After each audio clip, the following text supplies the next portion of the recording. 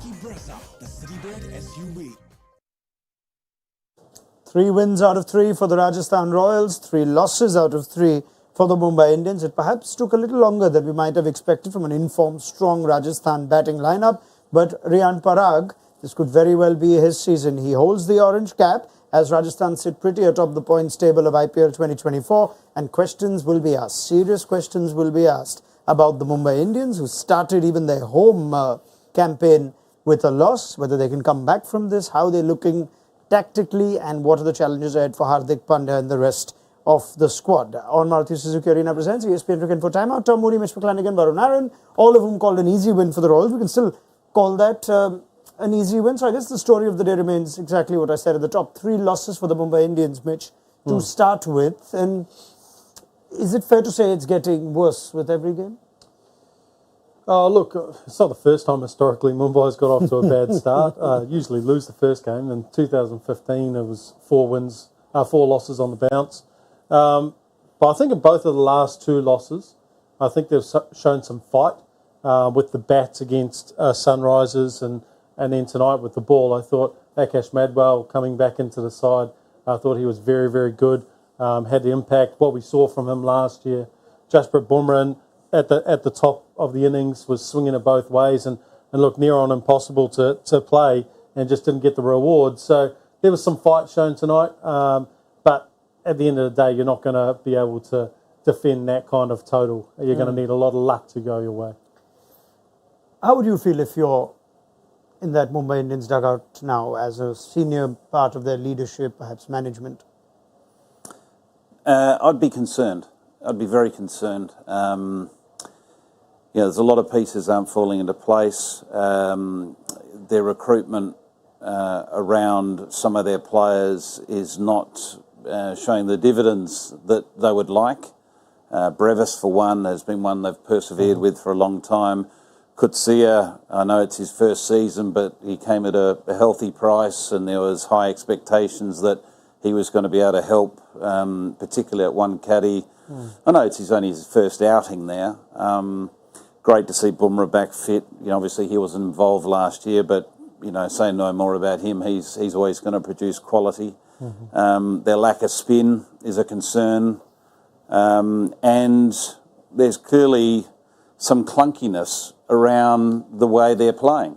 It's not smooth at all. So I would be concerned, particularly given they've got 3 more home games. Yes. And it's not ideal to get off with your very first game at home with a loss, and a very convincing loss. They did win their 3rd game last season after losing or dropping the first 2 to RCB and CSK. Like Tom says, they now come up against Delhi, who've just got on the board in their next game. Then they welcome Bangalore and the Super Kings to the Wankhede Stadium. Point Tom makes about their recruitment, their squad management. We've spoken at length about Hardik Pandya, the new captain, everything that's gone around.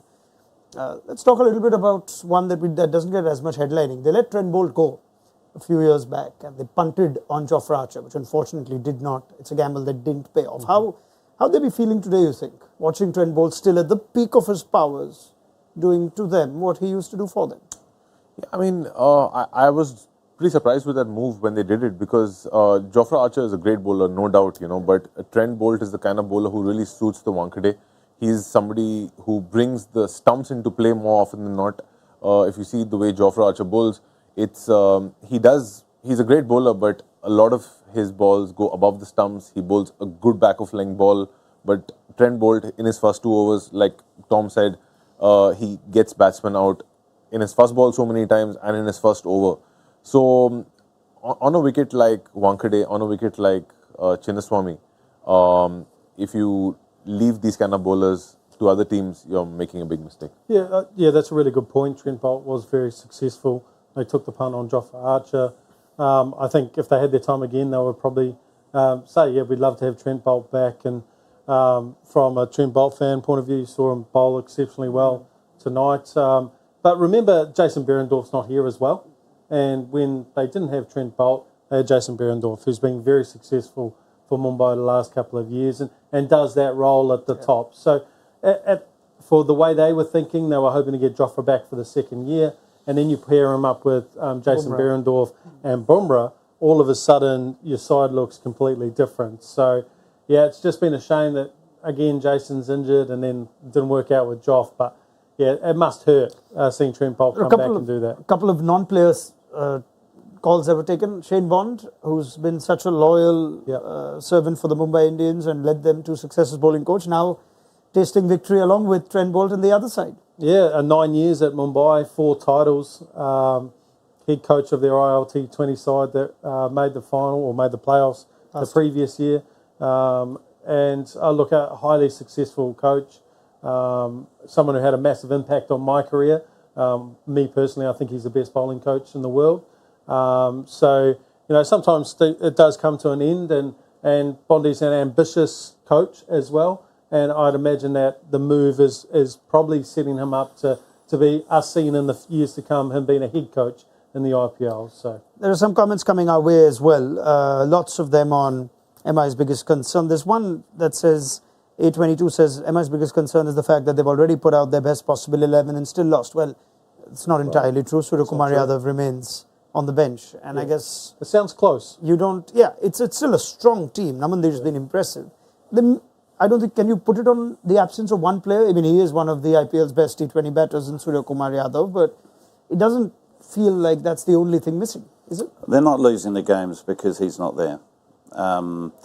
There's no question he is a superstar. And Mumbai miss him, the game misses him, because he does light up every stadium he goes to, because you just don't know what you got to get next.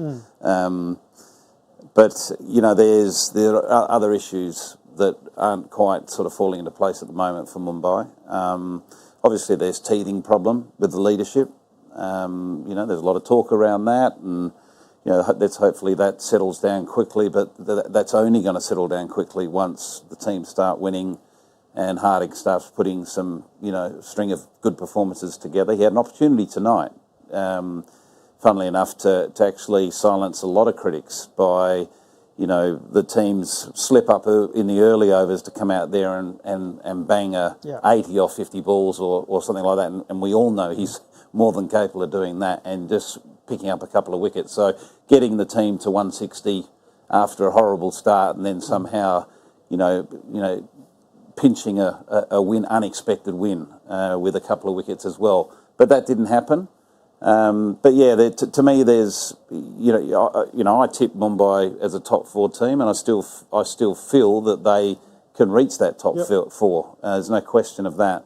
But as I mentioned, at the moment their game's a bit clunky, and they need to just sort a few things out, and I suppose make that dressing room feel, even though they've had 3 losses, that you know everything's okay. I think when he does come back to the side, I think there will be a genuine shift in energy, because he is a world-class player, and I think it will have a significant impact. I know you touched on him not being the cure for the first results. I think in that first game against Gujarat, he could have been a really good option, but he's going to give an immediate boost to that change room when he comes back. But I feel they really need to look into their bowling, because Surya can come back, he can smash the ball around, but you're going to need your bowlers to deliver. Kwena Mapaka, he's really, really young. He's raw. It's not like he's bowling badly, but just I would say he's inexperienced, and that's what's showing more than anything else. But I think he's a really high quality bowler. He will be a really good bowler in the years to come, maybe in this season. But at the moment, especially when the team's going through crisis, you need some experienced hands to show up. Yeah, they played Luke Wood in the first game. We believe he's carried a niggle since. I don't know if that's still in play or whether they've now just taken a call that they don't mind giving Mapaka a long run. Nikhil Uttam Chandani was watching. Hi, Nikhil. You remember Nikhil? Mm-hmm. Yeah, you can say hi as well, Mitch. G'day, Nikhil. Yeah. How are you? Why does the panel think there is a preference to Mapaka over Tushara? Well, I mean, to me, it's Romario Shepherd. Yeah, is the man there. He's your experienced international bowler in all phases of the game. So, Tushara has shown some good signs, but that's the equation. Look, I don't think for the young man's sake that after that first performance that they felt like they could have dropped him. They would have been hoping he had a good performance and got off to a good start. Look, he got an early wicket tonight, but then, as Varun rightly said, there was some inexperience, inconsistency in line and length, and Wankhede is a ground where you get punished if you do miss your line. Yeah, just sticking with that theme, there was another one from Jagmohan Bisht, why the MI management thinks that Brevis is a better option than Nabi or Shepherd. Now, we've already opined that maybe plan A was Shepherd, but if we go back to last year, it seems like they've also drifted from what really worked for them, where they still managed a successful run to the playoffs. Nehal Vadera was a part of their team. Akash Madhwal became a very useful. Those two, I think, is to just switch around with the impact. Sub and Tilak Verma. Suddenly, they've changed a few things and they're not quite sure what their best 12 is or their best complement of 4 overseas is. Is that fair to say when not much has really changed from an Indian contingent front, barring Hardik, from last year to this? I think that's a fair assessment. You look at Mumbai's overseas squad, Yes. and you compare that with what's available in other franchises, that's where they're falling short. The quality of their overseas is nowhere near the quality. That's comparative one that we have talked about, and it's not just because it's my previous franchise, but Sunrisers Hyderabad. You look at that overseas contingent, and you look at Mumbai's overseas contingent, it's absolutely no comparison whatsoever. And I think that is one of the areas that they're searching around the dressing room trying to find the best complement. Now, we all know more often than not, IPLs are won because of the high-quality Indian players that you have in your squad. Which Mumbai, of course, have plenty. That is a key ingredient. But if you can complement that with depth of experience and quality in your overseas, you've pretty got the magic ingredients. And that's where they're missing. So to be looking around the dressing room and thinking, okay, I get the fact that Berendorf is not there. Madhushanka but, also was ruled out with injury. I understand that. But, Berendorf's not Trent Bolt. Berendorf has shown glimpses in the IPL that he is, a fine bowler, but he's not a 10-year servant in the IPL. He's not a modern legend, Bolt is one of the IPL greats, the T20 greats, the white ball greats. World greats, I would say. Absolutely. So that's where I think, and then they're looking at a Brevis as someone that's going to come in and, put some magic dust on a match-winning innings when he's really still finding his way in the game. And they've let Cam Green go. Yes. But again was new to the game. Yeah, absolutely. So Green that's also had a successful season with them, did he not? Yeah, we averaged 50, striking at 140 plus. Why would you do that? Yeah, so, they had a good big auction, like the mega auction, but then due to injury and then obviously making a few decisions, they've been left pretty light now. Okay, there's still a lot more we have to discuss on Mumbai, but we could keep talking about this. The challenges for Hardik, it did not help that the boos were heard on multiple occasions in the first innings, right from the toss to even when Hardik was in the field. I don't want to repeat this. We've discussed this to death on our pre-show, but now that we've seen the first home game reception, I wonder if you can just extend on your thoughts on how significant this might be. Maybe if there's a message to either Hardik or the Mumbai Indians fans and where you stand on this. Is it something like that can be brushed aside? Okay, it's fine. I think it's really unfortunate, because especially when there was that catch which was hit to him, he made a really, really good effort.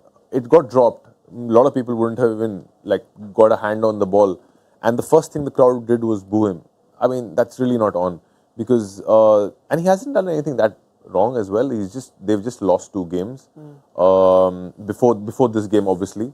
But I would expect better support from the Mumbai Indians fans. Being an ex-Mumbai Indian player, if they don't back their captain, then it's going to be... why don't you put yourself in the shoes of Hardik's teammate there, one of the overseas players there. You've never seen this before. And there are a lot of new members to this Mumbai Indians squad, like Somapaka, Brevis is still young. A lot of their internationals have only come in this year. How would you be feeling if this is what's happening? There's a lot of cheer for Rohit, but there's this happening with the new captain. I think what it does mean as an overseas player or other teammates is that you're going to have to take your game to the next level because there's external pressure on Hardik Pandya. So there might be a chance that he might not perform as well as he has done in the past until it becomes his new normal, which it looks like it's going to be. So you're trying to make sure that you can elevate your game and have a good body language around the team and good body language on the park, so you can take some of that pressure off. Where do I stand on it in terms of from a fan's point of view? I think it probably says more about the people doing it than about the situation. I think it comes down to a lack of maturity to where it's got to at this point. Like you say, there's been a trade that got done and he's come back, but I understand fans get frustrated, but at this point it's like, just be a better person, in my opinion. Okay, interesting. This also came after he played a decent counter-attacking innings where he thought maybe he'll turn the boos into cheers. And then in the second innings, maybe all that would have just been quickly forgotten, but it's still there. I wouldn't be surprised if it stays for the games to come. Is this something that the head coach or someone who can talk to the players can actually try and work around? I remember asking Steve Smith this. Virat Kohli, off his own accord, once turned to the crowd booing Steve Smith in a high-profile incident we all recall, and asked them not to. Now, would you advise someone like Rohit Sharma, come on, can you do something with Hardik here to just, we need this away, we need this energy out, otherwise this could be a really tough season. Him being booed doesn't help the franchise. Is there anything that can be done? Well, I believe, whether it was right or not, there's something on social media that I saw that Rohit Sharma did signal that to a portion of the crowd. And my view on it is it's going to be around. It's going to be around for a while. It's simple as that. And it's one of those things that, Steve Smith's a great example. We've had him here on the couch talking about this very thing. You know, what he's been through in a very awkward situation for a long period of time. You just need to accept that is just noise, it's white noise, and you need to focus on what's in front of you, and that's your role as a cricketer. I made the point around the dressing room. I think what's really important for Hardik and also that dressing room, particularly those senior pillars in that dressing room, is to rally around each other and show a strong front, not only in the dressing room, but out on the field. So what I would like to see, your example of Virat Kohli is a good one, but it's more than just that. It's the body language around the leader, nearly sort of indicating and showing that, you know, he is our man, he is our leader, and we're supporting him. And the crowd very quickly learns that, well, he has got this team, and this team is right behind him through thick and thin, and we will turn this around together. And it's not just down to one person, it's down to us collectively to show leadership. Pretty much like Rajasthan's body language in the field today.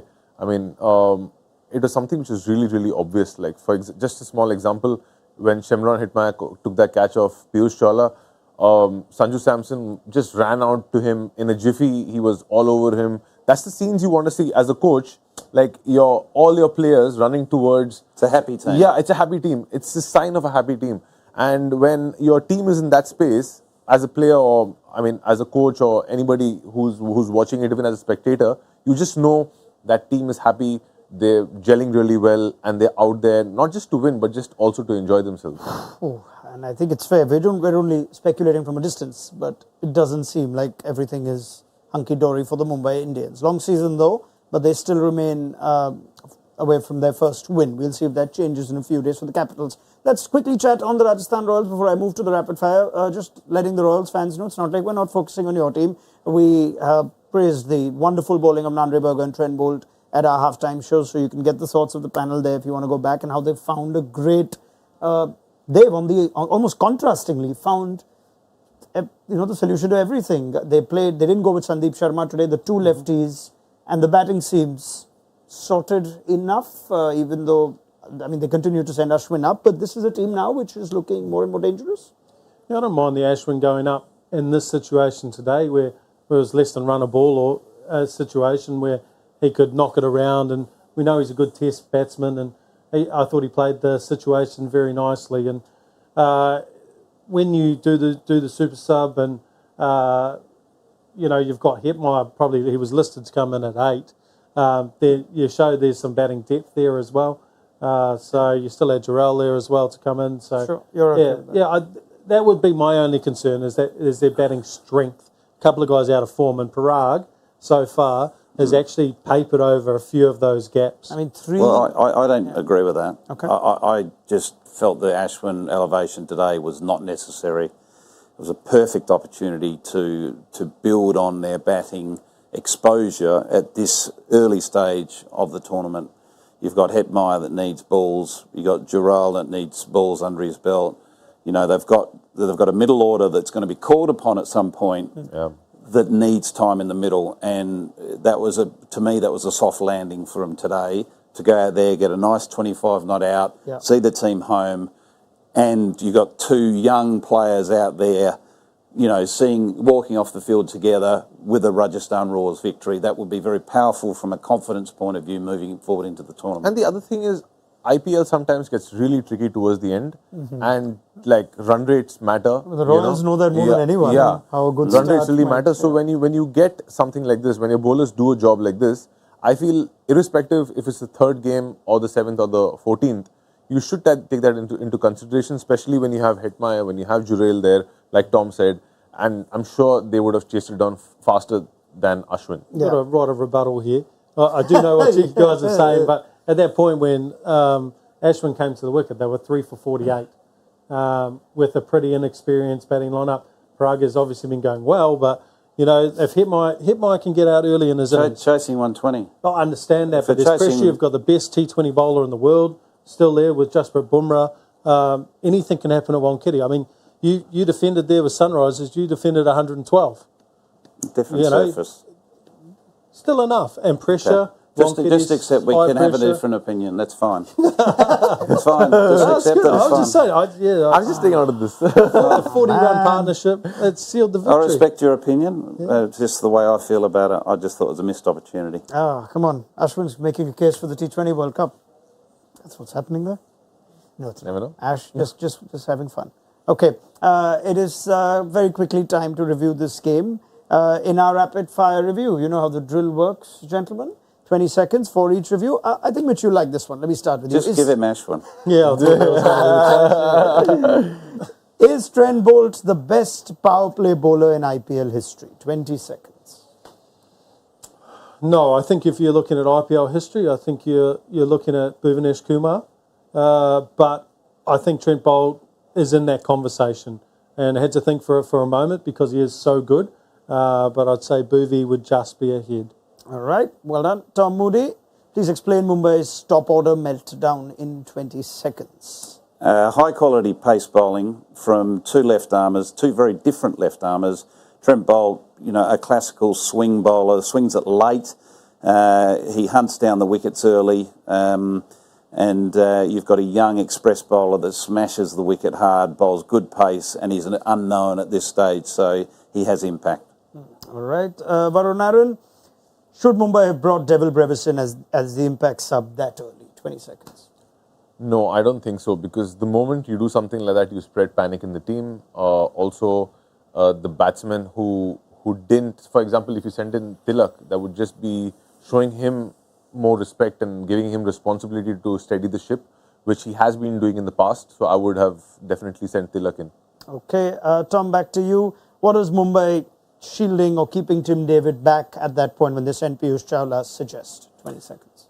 It suggests that's their strategy, that they see Tim David as a pure finisher that can hit multiple sixes with, say, 20 balls left in the game.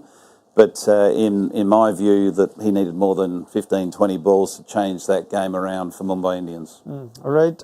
Mitch, is Yuzvendra Chahal sneaking into India's World Cup squad with his performances? 20 seconds. Yep, after the performance tonight, I thought it was very smart. He could have gone fishing for wickets, but he bowled wide lines to dangerous players like Tilak Verma.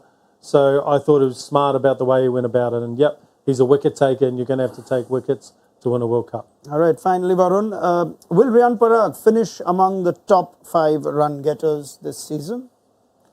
I hope so, and I think so. I think before the tournament started, I had punted on Riyan Parag because I really feel he's in great form, he's in a great headspace, and he fits in perfectly into the Rajasthan Royals system. All right, that is an excellent quick-fire review. You know what? Before I go to the impact zone, I'm going to take a moment here to appreciate the question from Triple Stroke while we're discussing Mumbai Indians and Rajasthan Royals. I see a true RCB fan who's found his way to our show. What will it take for RCB to buy bowlers like Berger, Bolt, Madwal? Why are we always choosing the wrong bowlers? But you've got good bowlers. You've actually got good bowlers. You've got Lockie Ferguson, you've got Reece Topley, you've got Alzari Joseph, and Tom Curran's a handy all-rounder. So you've got the resources, just use them. Would you like to disagree again, or are you happy with that? No, on this occasion, I agree. Nice work.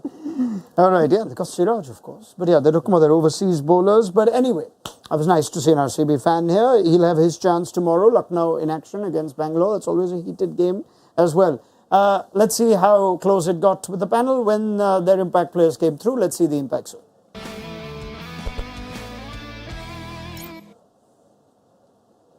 Each expert picks 3 players. If you've been following the show, you know how it works. 1 batter, 1 bowler, and a wild card. And ESPN Cricket for Smart Stats decide the overall impact. Such a good way to look at how valuable a player's been in T20 cricket. And the expert with the winner who wins this gets 3 points in their season tally. Right, drum roll. Let's see what happened. Oh, Aaron! Aaron and Moody, it was close. It was not close for third place, though. It was close for third place because I came third. Oh my God! Oh, you're feeling funny, dude. Okay, bro. You're on the couch. You're just getting a bit of beginner's luck. Okay? Sorry, Mitch. I really feel like giving Mitch a hug every single time. Hang on, let's just unpick this. Well, unpick your own numbers, not mine, okay? You're the one who lost Hey, today. one sec. You How lost did as well. Ashwin get 9.3? Don't get aggressive. I'm picking mine. Raunak, I'm just trying to work out. How is that possible? Well, Ashwin, for starters, is none for 27. Yeah, 27. That's not bad. None for 27, but you've got Chahal who's gone at 2.75, Bolt who's gone at 5.5. So that wouldn't be considered as such a high impact contribution with the ball. And he's wicketless when 9 wickets have fallen. And with the bat, he is struck at around ball 16. Okay, I'm not complaining. It's So fine. just let you know. Yeah. Would you have any questions about your picks? Actually, that's not such a bad collection of players, isn't it? You had what, Rohit, Bumrah, and not just Samson. Samson. Yeah, solid side. You're just a good player out of luck. Right players, wrong time, wrong day. Sometimes the greats fall. And there was one of those occasions tonight. But we'll be back tomorrow. Where are we on the main leaderboard? Do we have that? Varun. We're not. Very competitive. No, man, I just want to see it. It is good. It's a good game. It's a great game. I look forward to this every day. Seriously.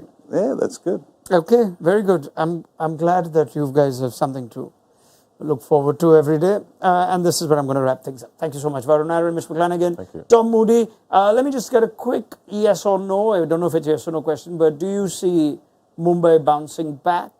Are they still the team that could make it to the top 4? Do you think the problem's only going to get further compounded from here, Varun? They will bounce back. Ooh, Mitch? We will bounce back. Ooh, Tom? They'll slip into the top 4. Woo! So yes, he thinks they'll bounce back. Okay, that's awesome. That's big. Yeah, That's I big do. I call. just think there's too much quality there, and if Sky comes back, he might sort of grab a couple of games by the scruff of the neck. All right, thank you very much. Srinivas is just not happy with us. He's saying, will you talk about the Rajasthan Royals? Sorry we spent so much time on the Mumbai Indians, but like I said, we've heaped a lot of praise on their bowling, their tactics. They made the point as well of how they look like a happy team. So everything looks good from a Rajasthan Royals point of view, except for a few things that the panel said a little while back. We will pick this up for tomorrow. LSG versus RCB. Look forward to your company then on Maruti Suzuki Arena presents ESPN Cricket for Timeout. Download the mobile app if you haven't already.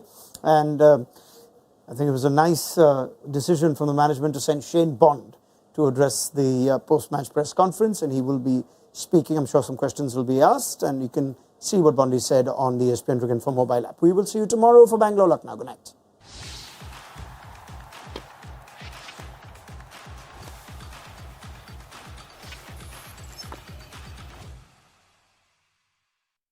All new hot and techy Brezza, the Citybird SUV.